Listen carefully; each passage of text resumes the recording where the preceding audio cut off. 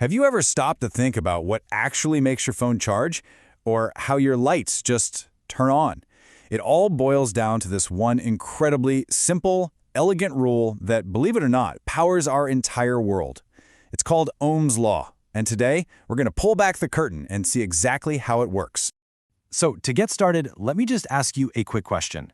What on earth could a garden hose and a massive lightning bolt possibly have in common? It sounds a little weird, I know, but the answer is actually the key to understanding how all this electricity stuff really works. All right, so the easiest way to get your head around electricity is to, for a second, just forget about wires and sparks. Instead, I want you to picture something we all know really well, water flowing through a pipe. You'll see this analogy maps out almost perfectly. I mean, think about it. The pressure that's pushing the water through the pipe, that's our voltage. It's the electrical push. And the amount of water actually flowing, well, that's our current. And finally, the width of the pipe, you know, how it can slow things down if it's too narrow, that is our resistance. Okay, so let's just play with this for a sec. What happens if we squeeze that pipe and make it way narrower? Well, the water flow slows way down, right? You're adding resistance, and that directly reduces the current. You already get it. And that simple relationship is really the whole takeaway here. More push, more voltage, gets you more flow. But more resistance, that narrower pipe, means you get less flow. Just lock that idea in your head because it's about to get its official name. So now, let's connect our little water pipe analogy to the real science. Back in the 1820s, a German physicist, George Ohm, was the guy who figured out this exact relationship and then put it into a beautifully simple formula. And here it is. Officially, Ohm's law says the current is directly proportional to the voltage.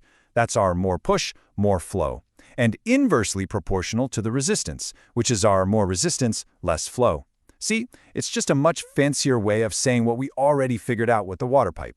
And that entire concept, that whole big idea, just boils down to this one simple, incredibly powerful equation.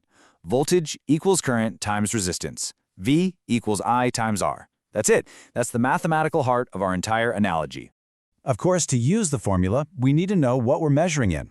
So, we measure voltage in volts, current in amperes, or you'll usually hear amps for short, and in a nice little tribute to George Ohm himself, we measure resistance in ohms, and that's represented by the Greek letter omega. Now, trying to remember how to rearrange that formula to solve for different things can be, well, a little bit of a headache. But luckily, some clever engineers came up with a really simple visual tool that makes it totally effortless. Let's check out what they call the magic triangle. And here it is. It's a super simple little memory aid that holds all three versions of the formula in one easy-to-remember shape. The only thing you have to remember is that V for voltage always sits at the top. And using it is, well, it's just ridiculously easy. You literally cover up the thing you're trying to find with your finger. So you want to find voltage, cover the V, and what are you left with? I next to R, so it's I times R. What if you need the current? Okay, cover the I, and you see V times over R. It's that simple. Zero algebra required. So that's all the theory. But why does any of this really matter in the real world? Well, it all comes down to its connection to electrical power, because power is what actually gets things done. So, electrical power is just the rate at which energy is being used. Think of it as the real oomph of electricity. And we measure it in a unit that you have definitely heard of, watts. You know, that number on your light bulbs or your microwave? Yep, that's a measure of its power. And what's cool is that calculating power is also surprisingly straightforward. It's just the voltage, our push, multiplied by the current, our flow. So power equals voltage times current. You see how all of these core ideas are just totally interconnected? In fact, they are so connected that we can visualize them with another amazing tool called the Ohm's Law pie chart. This thing is like the super-powered big brother of our magic triangle.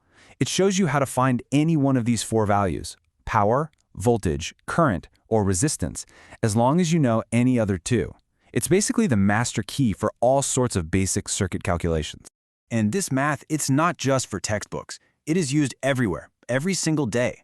It's how engineers design the phone charger that gives you just the right amount of juice without frying your battery. It's how they pick the perfect tiny resistors on a circuit board. It's how they make sure your home's wiring is thick enough to handle your big appliances. It even explains how a simple fuse works. It's just designed to break when the current gets too high, protecting your expensive stuff from a dangerous overload. But, and this is important, Like any great principle in science, you have to understand where the limits are. Ohm's law is absolutely fundamental, but it's not some magic bullet. It doesn't apply to everything. For instance, it doesn't really work for materials like semiconductors, the building blocks of all modern computers. Also, things like temperature can physically change a material's resistance, which throws the simple calculation off. And for the alternating current, the AC power that comes out of your wall sockets, well, the math gets quite a bit more complicated. I think the best way to think about it is like this. Ohm's law is a powerful and incredibly useful model for how electricity behaves in most situations. But it's not a universal command that everything has to obey under all conditions. Which, leaves us with a pretty fascinating question, doesn't it? If this one simple law governs all the absolute basics, what other forces and what other components and principles are out there controlling the incredibly complex electronics that define our entire modern world?